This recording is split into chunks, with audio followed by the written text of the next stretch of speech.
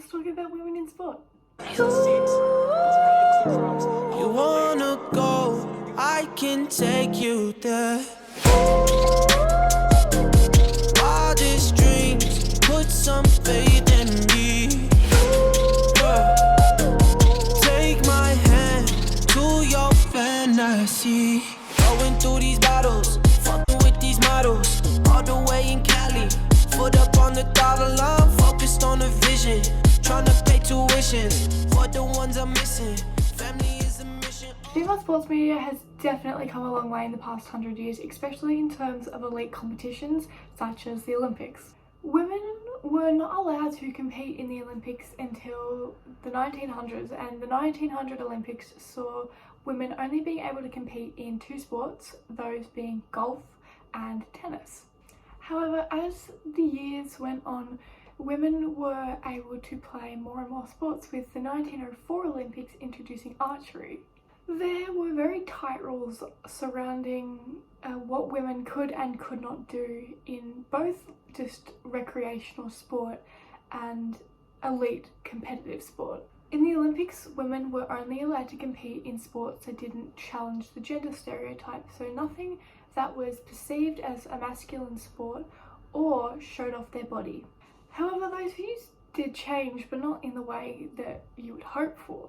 With the introduction of women being able to compete in sports such as swimming and gymnastics and skating, they were all conned as female or feminine sports, and the media did have a heavy focus on what these athletes were wearing and their body more so than their athletic capabilities. This way of thinking hasn't been completely abolished, especially with the introduction of social media. The introduction of social media saw many media sources branching off and creating designated sports media sites. These sites are dedicated to streaming and updating patrons on sports events and player updates and anything that kind of happens in the sports realm. These sites will post about it.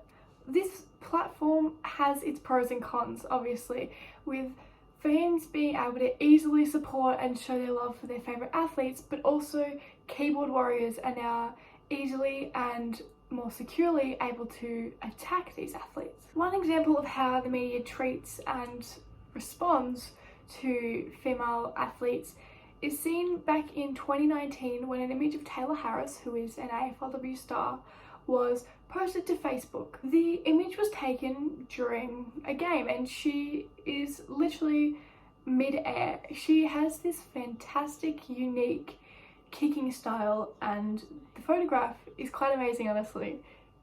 But unfortunately, Taylor was targeted by hundreds and thousands of online trolls. Comments were made about her body and the fact that she's a female playing a predominantly male-centric sport. The comments received were sexist, derogatory and belittling, and Taylor in an interview said that she felt sexually abused. FLW star Taylor Harris has labelled vulgar comments made by online trolls a form of sexual assault. I don't want to give oxygen to the trolls, but one thing that I happened to come to my mind through all this, and I saw the comments. I know I shouldn't read them, but it's hard not to. But I saw them, and I can see in people's profile pictures that may have said something. They've got kids or they've got daughters or women in their photos even, and that is the stuff that I'm worried about. So if people are saying things like this to someone they don't know on a public platform, what are they saying behind closed doors, and what are they doing? Maybe this is the start of domestic violence. Maybe this is the start of abuse. And the comments that I saw were sexual abuse, if you can call it that, because it was repulsive. Yep. And it made me uncomfortable. So as soon as I'm uncomfortable with something like that, that's what I would consider sexual abuse. Even though there is this good side to sports media where women are represented and loved, there's also the bad side, which we see more of. We don't generally see a lot of positive comments.